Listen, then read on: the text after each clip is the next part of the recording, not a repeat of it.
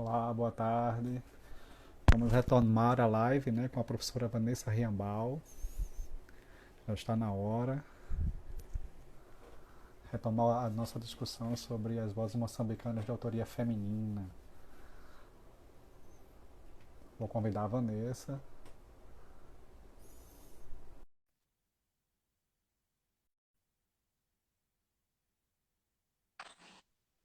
Olá, Oi, minha linda.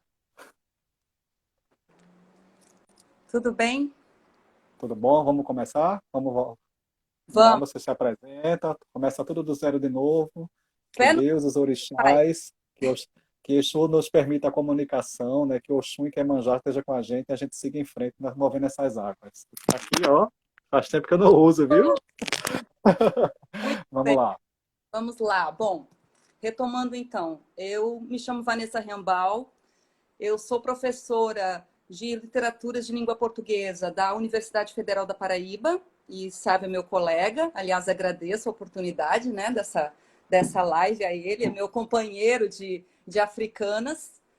Eu sou, então, uma apaixonada por literatura africana, comecei a estudar literatura africana no meu doutorado, em 2007, que eu entrei no doutorado. Então já faz aí 13 anos, né, que eu estou nessa área das africanas. Antes eu estava trabalhando literatura portuguesa. Ainda flerto um pouco com a portuguesa, mas a minha área de atuação e de paixão, de pesquisa, é a literatura africana, né, sobretudo as de língua portuguesa. Por muito tempo estudei Angola, até o meu doutorado foi sobre Pepetela, mas quando eu tive a oportunidade de fazer o pós-doutoramento em Lisboa com a Ana Mafalda Leite, ela me apresentou o universo moçambicano, que é um universo literário que, obviamente, eu conhecia por meio dos autores, né, mais conhecidos aqui mesmo no Brasil, como Paulina Tiziane e Mia Couto. Mas eu não conhecia a fundo nem o contexto, nem a literatura. Então, eu comecei a me apaixonar pelo contexto, pela cultura, pela sociedade moçambicana como um todo, que é completamente heterogênea e muito diferente dos outros países africanos de língua portuguesa. Então, realmente foi um deslumbramento, um encantamento. Depois disso, eu tive a oportunidade de ir 2 vezes a Moçambique, que foi realmente uma experiência única, e foi onde eu pude realmente realizar a minha pesquisa, né, de pós-doutoramento, que foi a partir de entrevistas com os autores.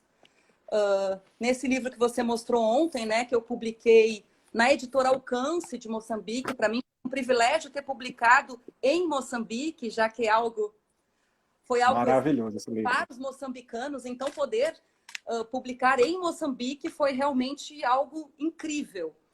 E então tive a oportunidade de fazer entrevista com vários autores e perceber, então, de dentro para fora, de forma endógena, como se estrutura essa literatura, que fatores interferem interna e externamente e como ela se consolida. Porque a minha pesquisa era sobre a formação do cânone literário em Moçambique, que a gente sabe que é uma literatura bastante jovem, que começou de fato como literatura autônoma depois da independência, né, que foi em 75. Então, apesar de já existir, obviamente, desde as primeiras décadas do século XX em Moçambique, a gente sabe que depois de 75 é que ela realmente ganhou um ar nacionalista diferente e ganhou, então, uma voz própria completamente desplugada, né, de Portugal. Então, por ser uma literatura premente, uma literatura que está em processo de formação, a gente se depara, então, com esses desafios, como, por exemplo, tentar compreender por que alguns autores moçambicanos são tão conhecidos aqui no Brasil e qual a repercussão deles em Moçambique, e também tentar compreender por que outros de igual valor literário não o são. Afinal, que fatores que interferem, né, nesse processo. Então, realmente foi uma experiência linda. A última vez que eu estive lá, que foi no ano passado, vou botar o fone que eu acho que melhora. No ano passado, eu tive a oportunidade de participar de um festival literário. O Festival Resiliência, está me ouvindo bem? O Festival Resiliência, o festival literário. E esse festival literário foi algo assim realmente singular e representativo. Um dos organizadores foi meu amigo, poeta Mbate Pedro. E Enfim, então eu tive a oportunidade de estar lá com grandes autores e autoras, né, das literaturas africanas, como, enfim, estava lá onde já que estivemos lá com grandes autoras como a Enya Lipanga, que é uma jovem, que depois eu vou falar um pouco sobre ela. E também tinha portugueses, tinha o Walter Ugumãe, tinha o angolano José Luiz Mendonça. Eu sei que numa edição anterior teve a Sônia Sultuani. Então, realmente, foi um evento muito dinamizador social e que me deu muito, muito prazer. Então, acho que, grosso modo, é isso. E vamos conversar um pouquinho. Gostaria de agradecer aqui a paciência do povo que tentou acompanhar a gente ontem. Pedir desculpas, né, pelos problemas de ordem técnico, dizer que tudo que eu pude fazer para limpar meus caminhos eu fiz, para hoje não acontecer nada. Pois é. Estamos E em sintonia. Sintonia, né? Sintonia com energia para hoje dar tudo certo. Vai dar sim, se Deus quiser. Vai E dar os sim. orixás também. E também agradecer, então, o povo, né, daqui do Brasil, de Portugal, e de Costa Moçambique, Rica, Costa Moçambique. Rica. Esse povo maravilhoso que está nos acompanhando. Sim, sim. Vamos continuar? Sim. Você quer que eu faça a pergunta? Não, posso, você que sabe, posso continuar. Vanessa, você começou a fazer uma pesquisa na sua vida acadêmica, a partir do doutorado, por meio da escrita de autoria masculina. Foi. O que foi que mudou na tua vida depois que começou, na tua vida enquanto pesquisadora, quando você começou a ter um olhar mais atento para a escrita de autoria feminina? Isso mudou um Essa é pouco o uma... teu enfoque? Você conseguiu observar algumas categorias literárias diferentes, principalmente essa questão da oralidade, né? As mulheres são muito ligadas à oralidade, como é que elas conseguem trazer isso para a literatura, em forma de protesto, de manifesto, de poesia? Uhum. É muito interessante sua pergunta. De fato, a gente como pesquisadora, a gente está sempre se reinventando, né? E se redescobrindo. Então, eu já fui uma pesquisadora de literatura europeia, né? Só de literatura portuguesa. Eu já fui uma pesquisadora que não compreendia a diferença entre estudar uma literatura de autoria feminina e de autoria masculina, que estudava o que me aparecesse à mão, o que eu gostasse, e não prestava atenção nas particularidades. Realmente isso foi um processo, esse foi um processo gradual. Eu acho que você foi uma pessoa que me auxiliou muito nesse processo, porque eu realmente comecei a perceber a literatura de autoria feminina com outro olhar, a partir também da sua pesquisa, foi fundamental, e dos seus orientandos, né, que acabaram se incorporando, fazendo estágio comigo, alguns estão no meu grupo de pesquisa, então eles também me ajudaram muito, e sei que eles me ajudaram através do seu olhar. E quando eu fui a Moçambique, em 2017, pela primeira vez, eu posso dizer que aí sim é que eu realmente tive o alcance do que é uma literatura de autoria feminina, sobretudo em África, né? Porque também não é a mesma coisa a gente falar em literatura de autoria feminina e literatura de autoria feminina em África. É completamente diferente, né? As questões são outras, os dilemas são outros, a problemática é diferente. Então não dá para colocar tudo no mesmo caldeirão. Então, realmente, em Moçambique, quando eu tive a oportunidade, então, de conviver e de conhecer, por exemplo, Paulina Tiziane. Eu fiz uma entrevista com Paulina Tiziane, meu Deus do céu, 1 hora ouvindo Paulina Tiziane. Ainda bem que eu estava gravando, porque eu estava hipnotizada, assim, por ela. Sabe quando você olha alguém que você admira muito e você está completamente embasbacado? Então, era assim com Paulina Tiziane. Então, falei com outras escritoras em 2019, agora também. Eu conheci a Irondina Joshua, que é uma ótima poeta que está em ascensão. Conheci Melita Mazzini, também uma poeta que estreou há pouco. A Enya Lipanga, a Deusa da África. A Deusa da África eu ainda conheci em 2017. Então, realmente, eu tive a oportunidade de conhecer mulheres moçambicanas, sobretudo, que estão trabalhando a poesia e que estão tentando ressignificar o que é a autoria feminina em Moçambique, porque a gente sabe que Moçambique não é um país como Cabo Verde. Cabo Verde sempre teve literatura de autoria feminina de relevância e que era apresentada ao público, não era escondida. Então, em Moçambique, esse processo de mostrar, de visibilidade da literatura africana de autoria feminina em Moçambique, ainda é um processo muito gradual. São poucas que conseguem ter o alcance, né, de Paulina, de Sônia. É uma batalha diária. E é uma batalha não só por causa de um sistema de editorial difícil, distribuição de livros complicada, também tem toda uma estrutura de machismo estrutural, né? Que a gente sabe que está lá, institucional, na verdade, que a gente sabe que rege nossa sociedade de modo geral, e em Moçambique não é diferente. Eu ouso dizer que, na verdade, é um pouco mais intensificado. Então, na verdade, o que, que acontece? Essas autoras precisam lutar muito mais para conseguir a visibilidade que merece. Então, quando eu comecei a entrar em contato com essas autoras e comecei a perceber a qualidade dessas autoras e a necessidade de dar visibilidade a essas autoras tão competentes e já duplamente subalternizadas historicamente por serem mulheres e por serem negras, eu percebi que realmente era inevitável não falar delas, né? Então foi aí que começou minha trajetória nesse sentido. Eu estou completamente apaixonada pela literatura de autoria feminina em Moçambique. E a gente percebe, né, que muitas mulheres escrevem em Moçambique, né? A gente estava assistindo aquela live do Índico, em que estava a pesquisadora Sara Jona, inclusive quero aproveitar para cumprimentá-la, ela está aqui presente, não só a Sara Um beijo, Jona, Sara. além de alguns orientandos, alunos, colegas, e também quero registrar a presença da editora Malê, que está acompanhando a live. É um privilégio, obrigada. A editora Malê, nosso respeito, né? Se não fosse a editora Malê, alguns textos também não estavam sendo reeditados e algumas informações literárias. Ela vem fazendo lives, é muito bom. Então, é muito bom para a gente, né, que é pesquisador, ter acervos de livros e ter editoras preocupadas em publicar textos de mulheres negras.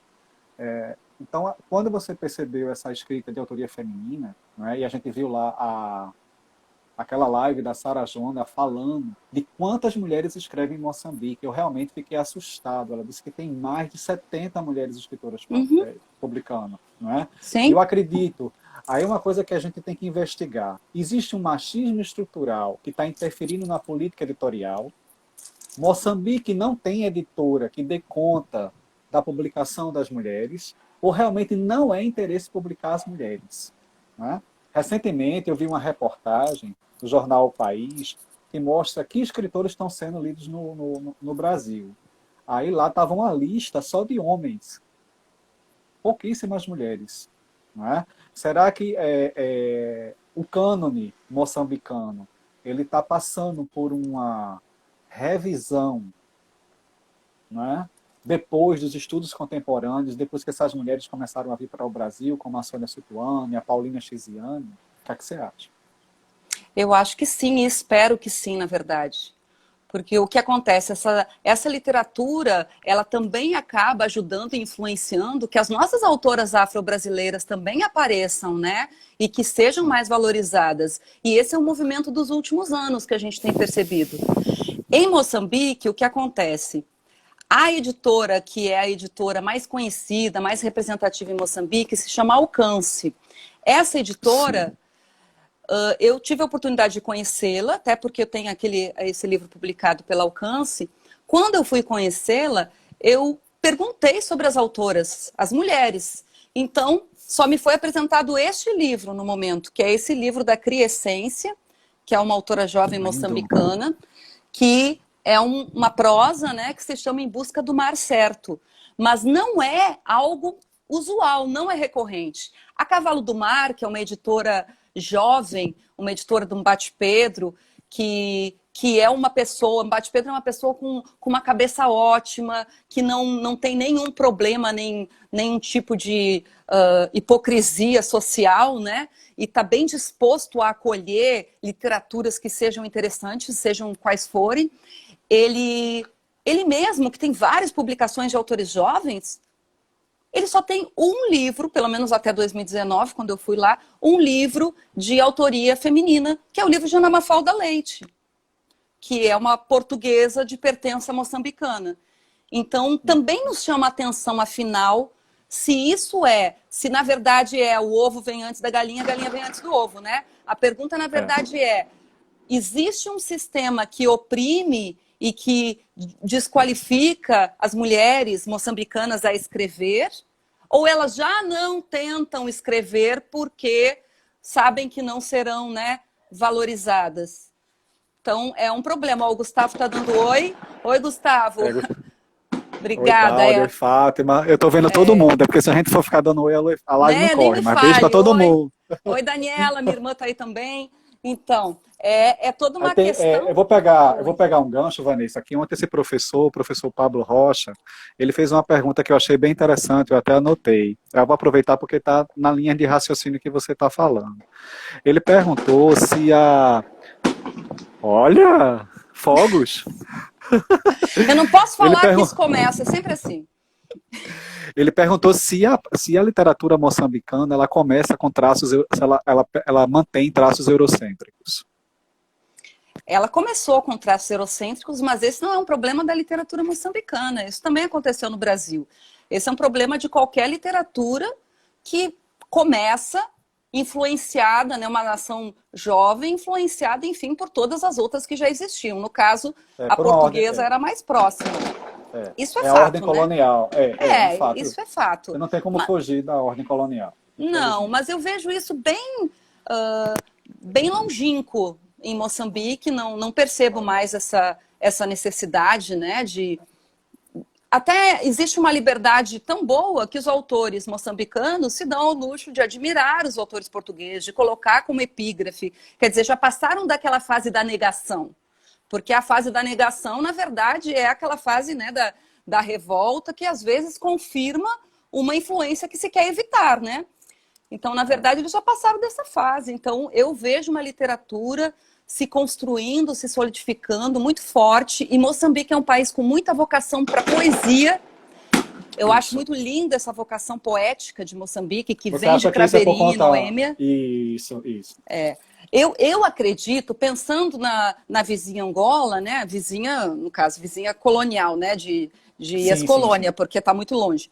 Mas pensando, então, Angola e Moçambique, Angola não tem uma tradição lírica tão forte quanto Moçambique, já Moçambique tem uma tradição lírica muito forte.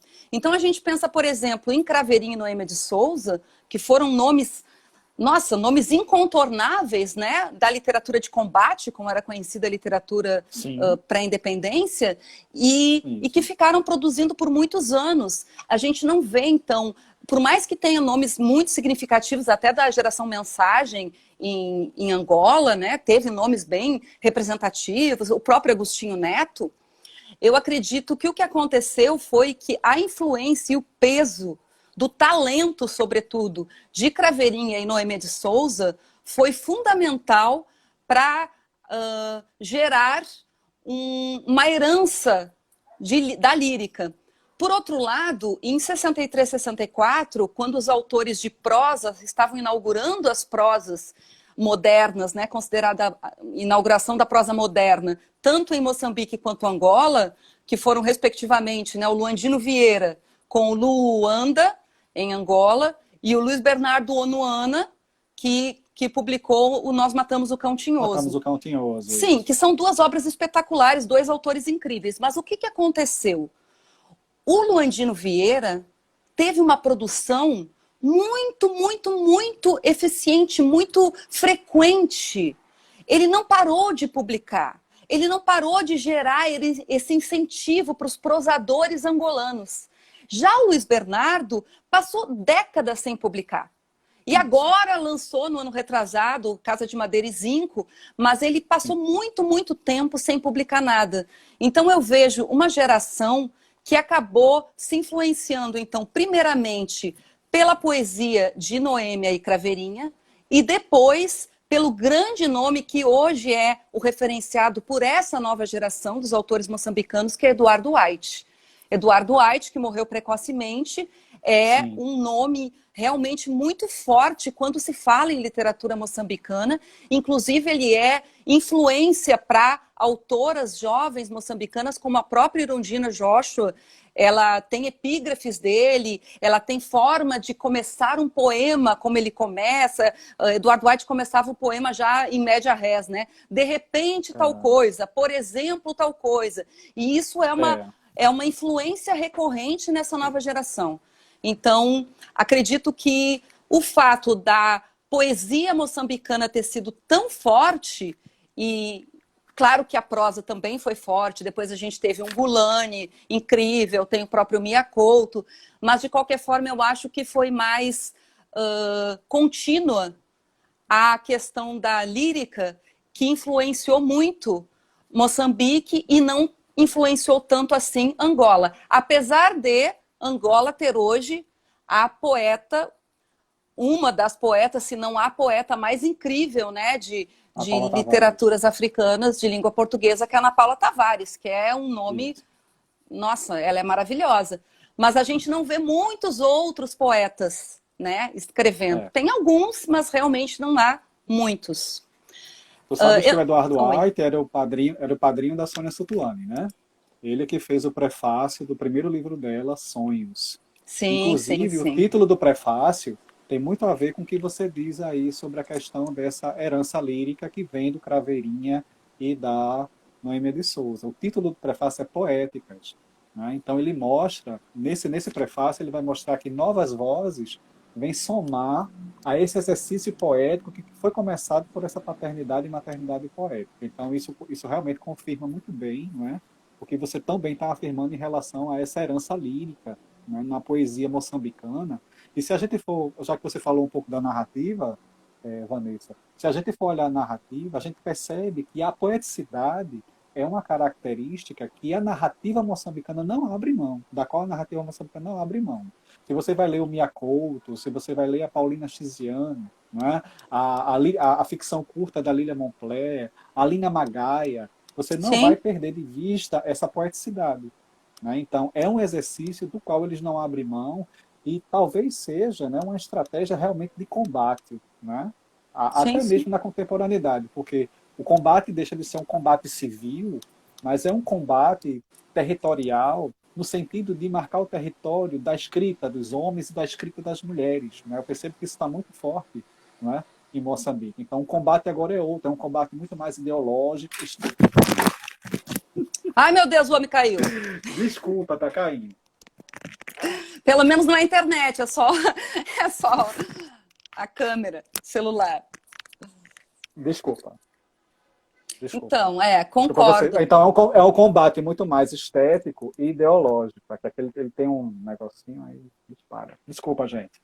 Então é um combate muito mais estético e ideológico, essas coisas de live, né? Já 2 vezes.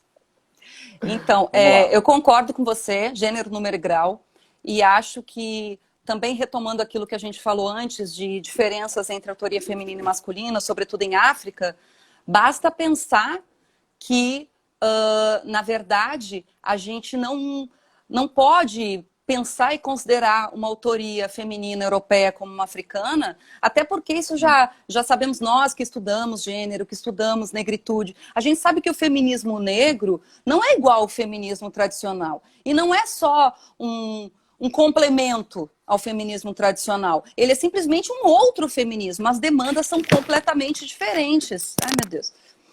Então, o que acontece é que, na verdade, quando a gente entra em contato com a literatura africana de autoria feminina, a gente vê outro tipo de demandas que a gente não encontra numa autoria de outro lugar.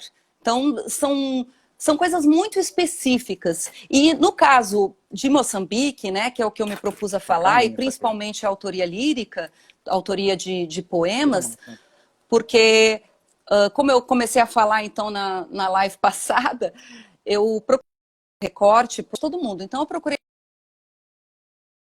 fazer um recorte de autoras moçambicanas, poetas, né, que estivessem na ativa, que estivessem publicando. Porque na ficção a gente sabe que a gente tem então Pauline Tiziane, tem essa que eu mostrei agora, a Criessência, que está publicada só pela Alcance em Moçambique. Tem Virgília Feirão, que eu não sei se já publicou, eu sei que ela escrevia em blogs, moçambicana também.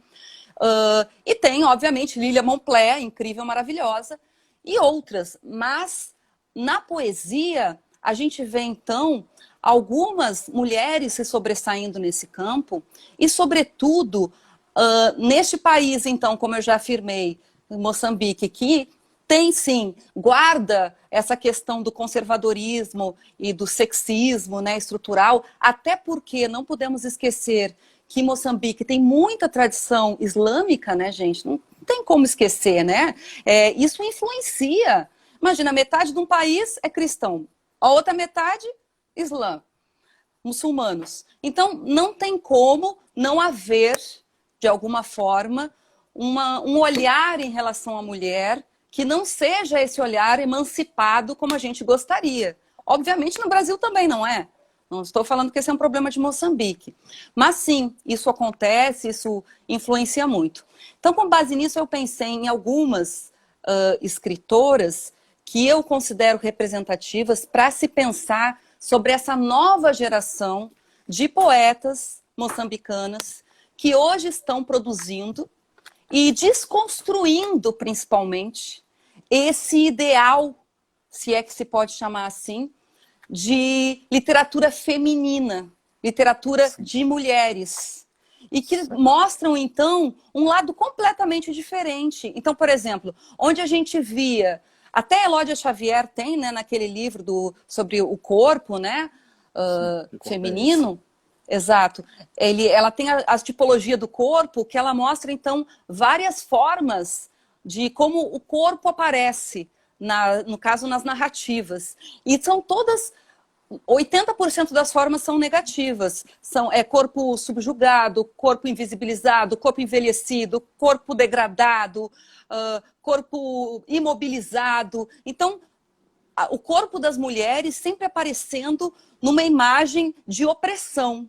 Mas existem duas formas que ela também tipifica como possibilidade de representação do corpo feminino, que são os corpos erotizado e liberado, que para mim esses são sintomáticos de se pensar essa nova geração de poetas moçambicanas que conseguem, então, na sua poesia, se libertar de todos esses domínios anteriores e mostrar um tipo de escrita que está atentando para a liberação do corpo feminino, para a possibilidade da erotização sem a vinculação amorosa.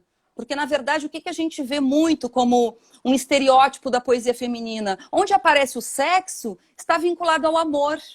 E daí vem Sônia Sultuani maravilhosa, desde 2002, falando pra gente que não precisa, gente, não precisa amar para transar, pelo amor de Deus.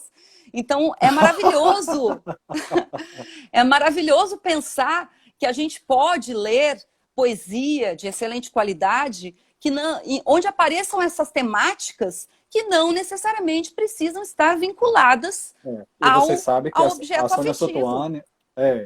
Sotoane, ela inaugurou um pouco, ela abriu portas para algumas escritoras, né? Porque quando ela começa a fazer uma escrita sensual, né? Eu acho que a escrita dela é muito mais sensual do que erótica. Eu estava até pensando nisso hoje, Sim, falando nessa manifestação de Eros, né? A gente vai ler lá em Platão. Platão tem um livro chamado Fedro, onde ele vai falar da manifestação de Eros, onde ele cria ali os prolegômenos para o banquete, né? Que é a obra subsequente, onde continua o diálogo com Lísias.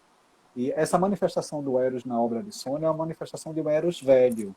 Qual é a manifestação desse Eros velho? É um Eros que ele é consciente do seu corpo. Ele não precisa fazer apelo. Né? Por isso que algumas escritoras, não só moçambicanas, mas as africanas de modo geral, se sentem ofendidas quando você diz que ela está fazendo literatura erótica. Porque não é literatura erótica, ela não está fazendo uma literatura que está apelando para o corpo. Né? Ela está usando o corpo como um elemento de escrita de poesia. É como e se o libertação, corpo... né? Libertação. Então, bem, a Sônia Sutuana é a primeira mulher a fazer isso em Moçambique. Né? A primeira mulher a usar da sensualidade, a ter essa coragem, porque a gente Sim. sabe que o machismo é intenso, né? Em Moçambique. Então, as mulheres que querem ser livres e têm todo o direito para o ser, e fazem isso através da literatura. Você vê a Inia Lipanga com certeza ela choca bem mais, né? Quando você disse a mim em conversa por WhatsApp que ela entrou aí num evento dizendo eu quero dar Imagine isso para uma sociedade moçambicana extremamente Foi conservadora. tão incrível, né? Foi. Então, isso é emocionante. Então, isso é emocionante por quê? Porque lá atrás tem uma escritora como Sônia Sotuani que falou de sensualidade. Sim, que a mulher é sensual. Ela pode ser sensual sem ser vulgar. Claro, né? claro. A Paulina também mostra isso lá em Nikesh, quando se questiona os valores. Né? Não, então, com certeza. É incrível. É só um adendo, pode continuar, amigo.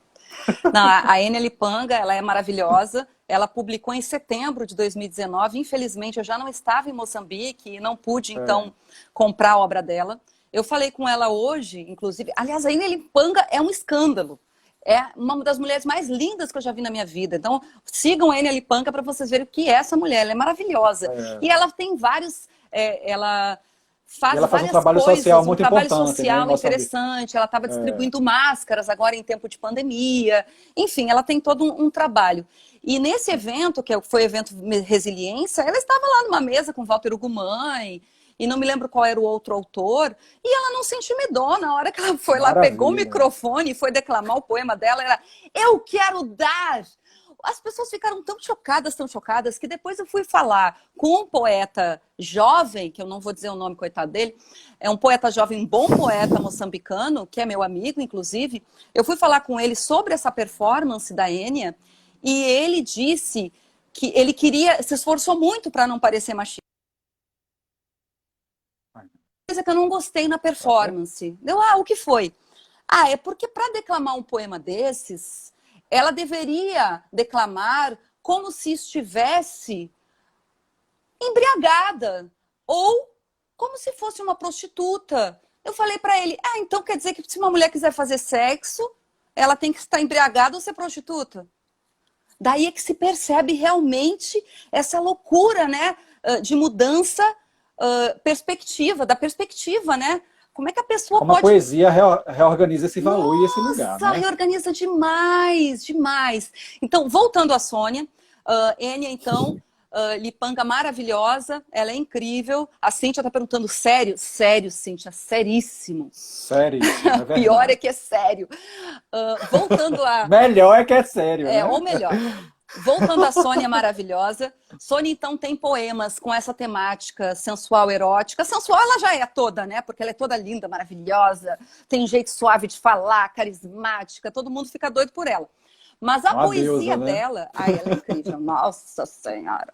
Mas a poesia dela se presta então a esse papel de mostrar esse lado sensual feminino, que na verdade é uma tomada de poder, né? É bem um empoderamento, porque não é um feminino submisso, não é um feminino aguardando o macho, é um feminino que vai lá e atua e age. Eu vou ler um poema dela, gostaria de ler um poema dela, que é um poema que está no Imaginário Poetizado, que é um livro de 2006. Infelizmente não está publicado no Brasil. O único livro de Sônia... Vai ser. Ai, que ótimo. O único livro de Sônia publicado no Brasil é esse, que também é incrível, que chama Roda das Encarnações e foi publicado pela Capulana. Então, esse que eu vou ler é o seguinte, diz assim: esta noite dormi perdida, entregue nos teus braços, saciada e exausta. Deitei-me de ventre para baixo, nua, deitada por cima de ti.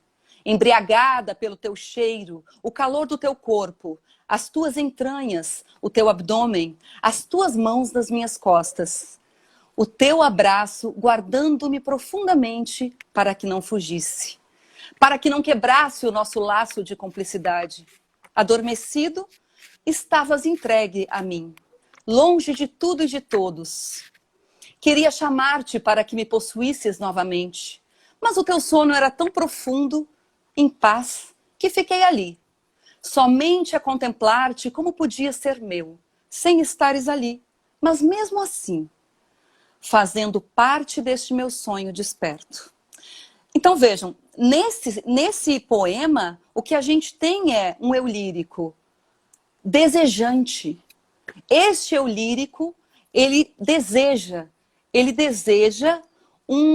uma nova consumação sexual, deseja novamente um ato sexual, enquanto o ser que, enfim, com quem ela está se relacionando, está dormindo e abraçando naquela ideia de carinho e de posse. E isso é dele, isso é do homem, porque ela estava em paz.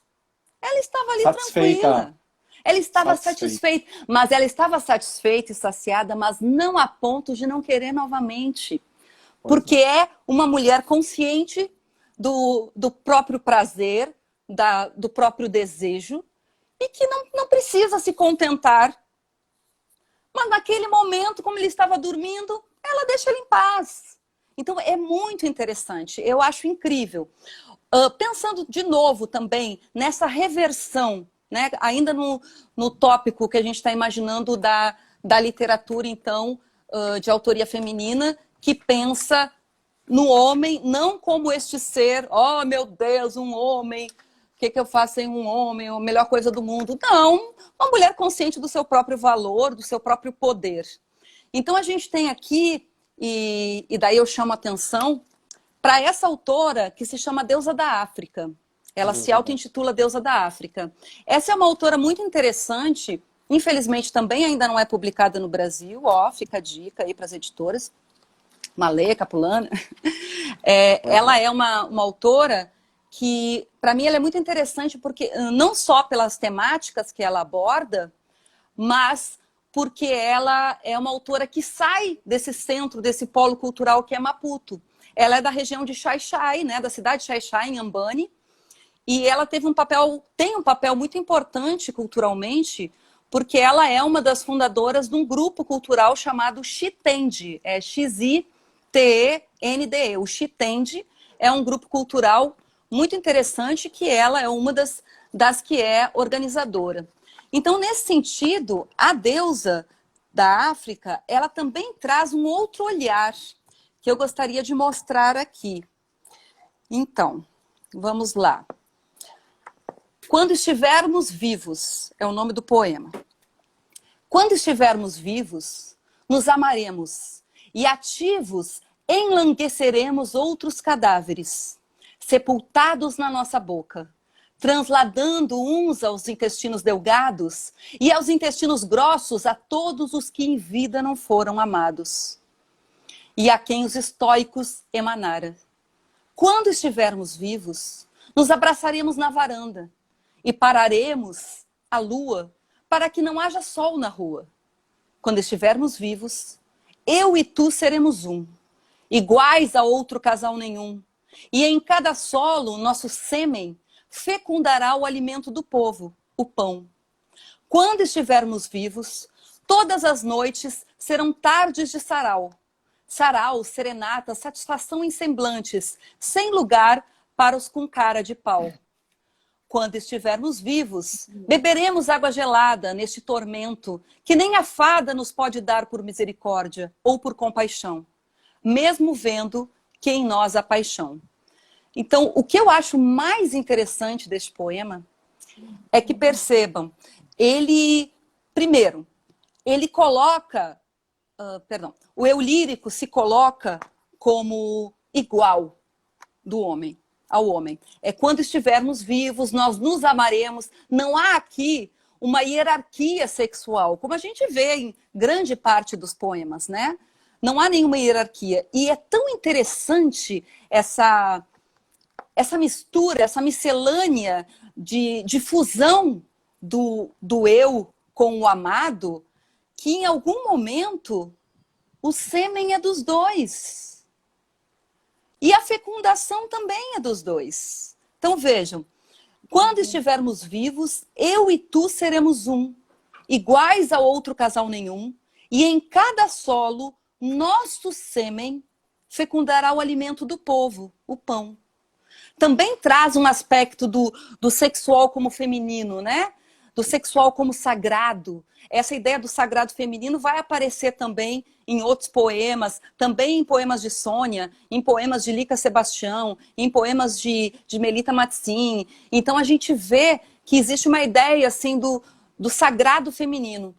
Esse poema então me chama muita atenção por desconstruir então esse lugar, né? Do homem é o do sêmen, a mulher é fecundada, e aqui não. Aqui os dois estão para começar, as estrofes, as estrofes do poema começam pela frase quando estivermos vivos. Então são dois que têm que estar vivos para isso acontecer. Não é quando você me amar, quando você me quiser. Não, é quando estivermos vivos. Então, é um desejo pela liberdade, pelo amor vivido dessa maneira plena, que traz um aspecto completamente inusitado, se a gente for pensar nessa literatura geralmente tida como subalterna, como de uma voz invisibilizada. A gente não percebe isso. A gente percebe, então, um eu lírico, no caso aqui uma mulher, que está dizendo, quando estivermos vivos, o nosso sêmen fecundará. Então, eu acho, sinceramente, encantador. Tem um outro poema dela, que eu gosto muito, que ela também coloca aqui, se coloca num papel, que eu vou ler um trecho só para não ficar muito extenso, mas que ela se coloca, então, nesse papel de, não só de igual, como até de condutora do ato sexual, como Sônia também faz, né? Porque, afinal, Sônia também, a poesia de Sônia também tem esse poder de não precisar esperar pelo homem, né? Para tomar as suas decisões, fazer as suas coisas. Então, o poema esse também, de Deusa da África, começa com hoje apetece-me, esse é o título do poema. Então, o verbo apetecer também é um verbo que diz respeito a um lírico desejante, né? E é muito importante uma consciência do próprio desejo nessa literatura, né? Sobretudo. Então, permitir-se desejar. Hoje apetece-me pintar os teus lábios com a tinta da minha boca, e este pincel nela mergulhado até ela ficar oca. Hoje apetece-me soletrar em surdina tudo o que quererias ouvir, como o sopro que deu vida a Adão, e ulteriormente tornar-me tuas vestes desse corpo despido pelo meu desejo, e os deuses dando-me um ensejo de alcançar a carreira de estilista, só para te vestir com a tua nudez que almejo. Hoje apetece-me fazer sem cunhas, mas sim usando minhas unhas na textura da tua tez. Hoje apetece-me fumar as tuas mágoas e aliviar os pulmões com um charuto. Hoje apetece-me ao altar levar-te e casar-te, só e só por hoje, ter a lua de mel e esquecer a acerbidade desse coração fel, na escolha de homem cheio de suntuosidade. Hoje apetece-me nas tuas entranhas arquejar, nelas manejar, mergulhar no mar da incerteza, só para te ter. Olha só, eu acho incrível esse poema. Primeiro, ela tem vontade de pintar os lábios do homem, o que já é uma desconstrução, uma inversão. Se a gente for pensar comumente, o que significa pintar os lábios? Claro que aqui é pintar os lábios com a boca, né, com o batom da boca, mas de qualquer forma nos traz, né, esse estranhamento inicial, essa inversão. Depois, ela tem vontade de dizer a ele tudo o que ele gostaria de ouvir. Então, essa consciência de uma malícia feminina, de saber o que o homem quer ouvir, e não necessariamente é aquilo que ela pensa, é o que ele quer ouvir. E ela está ciente desse jogo amoroso. Ela se coloca como sujeito ativo nesse jogo amoroso. Depois, ela tem vontade de usar as unhas no homem. Ela tem vontade de arranhar as costas dele e fumar as mágoas dele, porque ele é o sensível. É ele que está magoado. E ela usa um charuto para fumar as mágoas dele. Olha que coisa linda. E quando você pensa que tá bom, ela chega e diz que quer levar o homem pro altar, gente. Pelo amor de Deus. Olha que maravilha. Ela realmente inverte todo um pretenso papel masculino. E ela ainda diz que ela quer levar o homem para o altar só por hoje. É só um desejo, assim, momentâneo. E por fim, ela tem o desejo sexual, propriamente dito, né? Hoje apetece-me nas tuas entranhas arquejar, nelas manejar, etc. e tal. Então, vejam, todo esse poema é uma desconstrução dos papéis socialmente definidos pelo homem e pela mulher. Porque aqui, o que é mais rico e o que a gente pode perceber é a deshierarquização do amor. Porque no amor não é para haver um submisso e um dominado, um dominador. No amor é para ser simplesmente uma relação igual.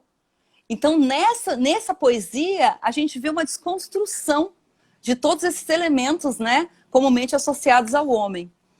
Eu acho muito interessante para a gente pensar, né, começar a pensar sobre essas inversões que estão acontecendo, sobre essas mudanças de paradigma que, felizmente, estão acontecendo, né, na produção de autoria feminina. Bom, pensando ainda sobre liberdade, eu acho muito interessante que a gente pense na importância da dança. Porque a dança é algo muito representativo. Acredito que para a maioria dos países, né, com um clima gostoso, tropical, como o Brasil também é importante, mas em Moçambique existem aspectos culturais muito interessantes que se relacionam com a dança, né? Tem várias danças tradicionais. E uma das danças tradicionais é a marrabenta. Marrabenta é uma dança tradicional moçambicana que teria sido criada nos anos 30, 40, na cidade de Lourenço Marques, né, que hoje é Maputo, mas se chamava Lourenço Marques na época colonial. E ela é interessante porque ela foi criada, essa dança foi criada exatamente no bairro da Mafalala, né, que é o bairro mais periférico e tradicional, que de onde saiu Craveirinha, por exemplo, né? Então, é muito interessante para a gente pensar isso tudo. Além disso, esse nome, marrabenta, ele é uma corruptela, né? Ele teria vindo da expressão me arrebenta, que também a gente pode inferir essa extravasão, né? Esse potencial de libertação. Eu até já disse isso em algum evento na Afrolic, até acho que creio que foi, que eu considero que assim como a poesia pode ser vista como uma forma de libertação da palavra, né? Porque a poesia é a palavra livre de amarras, completamente livres. Por mais que a gente possa pensar na narrativa, em qualquer obra de ficção, como exatamente uma perspectiva de liberdade, acho que a poesia é onde alcança a sua melhor forma, porque é onde a gente tem... Qualquer formato é válido na poesia. Qualquer combinação é válida. Qualquer semântica é possível. Então, assim como a poesia é a liberdade da palavra, a dança é a liberdade do corpo. Porque é onde o corpo pode se expressar com mais autonomia, com mais fluidez, sem tantas amarras, sem tantas regras. Basta, né, obedecer a um ritmo. Que eu falo basta, mas eu não sei dançar, né? Mas eu sei que, enfim, quem tem esse ritmo simplesmente vai absorto por ele. Então, esse poema que eu vou ler agora é dessa outra autora que eu tive a oportunidade de conhecer em Moçambique, que eu gosto muito dela, que é a Melita Matsin. Ela tem esse livro que se chama Ignição dos Sonhos, que foi um livro publicado em 2017 pela Fundação Fernando Leite Couto, que é uma fundação que leva o nome do pai de Mia Couto e que é gerida por Mia Couto e por seus irmãos, que após a morte então do pai, que também era poeta, eles fizeram essa fundação, que é um lugar muito interessante, que tem, enfim, tem um bom restaurante, tem várias exposições culturais, tem shows e tem uma editora. E essa editora promove novos autores moçambicanos. Inclusive foi a editora que inicialmente publicou a Irondina Joshua, que a gente já está falando que é também um grande nome da poesia moçambicana contemporânea e que ela tem uma edição publicada no Brasil, Os Ângulos da Casa, a Irondina, mas infelizmente foi pela Penalux, esgotou muito rapidamente e não foi republicada. Então, atualmente, ela só existe publicada em Moçambique, a Irondina. Então, vou aqui declamar esse poema, voltando. Estamos falando da Melita agora, Melita Mazzini, e é um poema... A Melita também, assim como Sônia, ela é uma artista né, talentosa, assim como Sônia também tem vários talentos, é fotógrafa, é artista plástica. A Melita é pianista, é uma exímia pianista, então ela também tem uma relação com a música muito forte. A gente vê que a maior parte dos poemas dela se relacionam à música, à dança. Isso aparece de uma forma muito representativa na poesia da Melita e inevitavelmente ela associa à liberdade. Então, esse poema se chama Memória do Futuro. Abrir os sentidos, clausura a palavra mundo, afagando em dolorosa ternura, descalabrados tambores ao rubro e acordes em mim. Estender marrom a pele infinita, feita dias sem horas, tu de mim. Entoar sonetos, mares proibidos, marrabentar. Então, é lindo, né? Termina marrabentar. A marrabenta, então, repetindo, é uma dança tradicional moçambicana. Eu tive a oportunidade de não só ouvir, como até dancei na marrabenta, ou tentei, né? A deusa da África lá me chamou para a roda de marrabenta e eu fui. É muito bonito. Lembra um pouco o nosso coco de roda aqui da Paraíba, sabe? Lembra um pouco na parte de uma música bem ritmada, que as mulheres usam a saia para fazer os movimentos. Então, é realmente muito lindo e também muito importante pensar nessas ancestralidades comuns, né? Que vão se relacionando de alguma forma e vão estabelecendo conexões. Então, realmente é muito bonito. É verdade. Muito bem. Ainda de Melita, ela continua falando muito em liberdade. E retomo aqui, então, a tipologia do corpo da Elódia Xavier para pensar nesse corpo liberado, né? Então, ela tem um poema que se chama Ébria. E essa embriaguez não é uma embriaguez etílica, é uma embriaguez de corporal. Nos braços do tempo, danço o abismo. A liberdade, nossa embriaguez. Então, olha só que interessante. A liberdade é a embriaguez. A liberdade é aquilo que embriaga, que dá prazer, que dá aquela ênfase. Eu não sei se há essa liberdade toda, né? Porque, bom, a gente é condenado a ser livre, né? O Sartre dizia que a gente é condenado a ser livre. Mas essa condenação não é necessariamente igual para todo mundo. E eu acho que enquanto a gente estiver nessa nossa sociedade, né, que as regras são estipuladas por uma maioria branca, heteronormativa e masculina, enfim, essa liberdade... Oi? E o quê? E louca, né? Louca, né? Louca, reacionária, conservadora. Essa liberdade não vai ser tão plena, obviamente, né? Porque existem esses grilhões.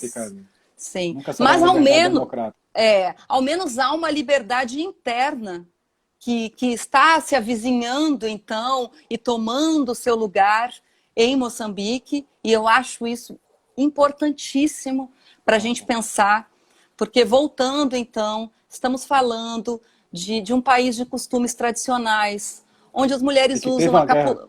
E que teve uma guerra civil muito sangrenta. Teve uma guerra civil que durou até 2013, que ainda tem resquícios no norte.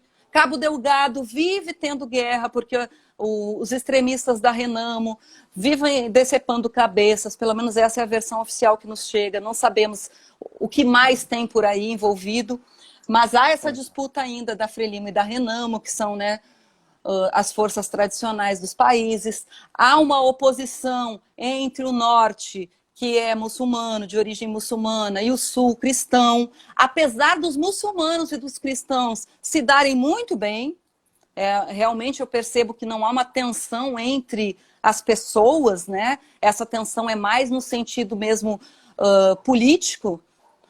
Então, realmente a gente percebe que existem várias amarras que devem ser desconstruídas para se pensar numa possível liberdade plena E repito, a gente não tem no Brasil. Não temos, obviamente não temos.